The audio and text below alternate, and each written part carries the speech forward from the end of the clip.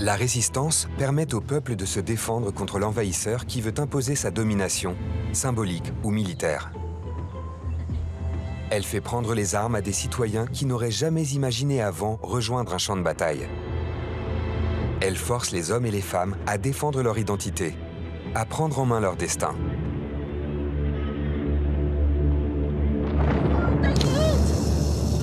Dès l'invasion russe en février 2022, l'Ukraine a fait le choix de se défendre.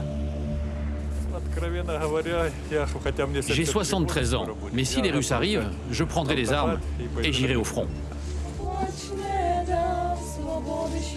Je suis une femme.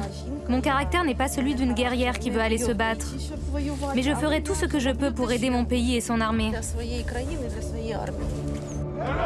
Un an plus tard, l'Ukraine a repris une grande partie des territoires perdus et détruit environ la moitié des blindés opérationnels de Moscou.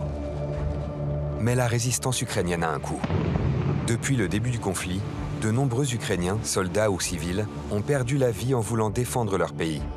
Parfois dans des conditions monstrueuses, comme dans les villes symboles de Boutcha et Marioupol. Il y a plus de 80 ans, la France aussi faisait face à l'envahisseur. Après la défaite de son armée en 1940, le général de Gaulle a appelé le peuple français à résister face à l'occupant allemand. J'invite tous les Français qui veulent rester libres à m'écouter et à me suivre. Vive la France, libre, dans l'honneur et dans l'indépendance.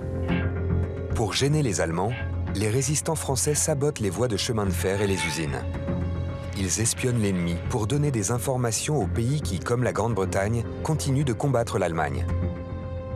Nombreux sont celles et ceux qui rejoignent les forces françaises libres sur le sol britannique, dans l'attente d'un débarquement. Combien sont-ils à avoir pris le risque de mourir pour défendre leur patrie? Ces volontaires de tous les âges qui voulaient croire en un avenir meilleur en s'opposant à l'Allemagne nazie. Au sortir de la Seconde Guerre mondiale, l'idée d'un droit des peuples et des nations à disposer d'eux-mêmes fait son chemin dans le droit international. Avec la décolonisation, les sociétés font le choix de se lever, sans État ni armée, pour revendiquer leur droit à l'indépendance.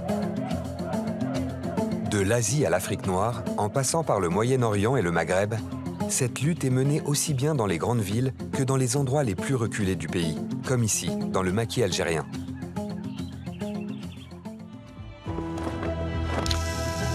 Aux quatre coins du globe, les résistances continuent d'exister. Il n'y a pas de terre, de nation, de territoire qui ne puisse trouver la paix sans l'aval des hommes et des femmes qui les constituent. Une résistance en forme de coexistence.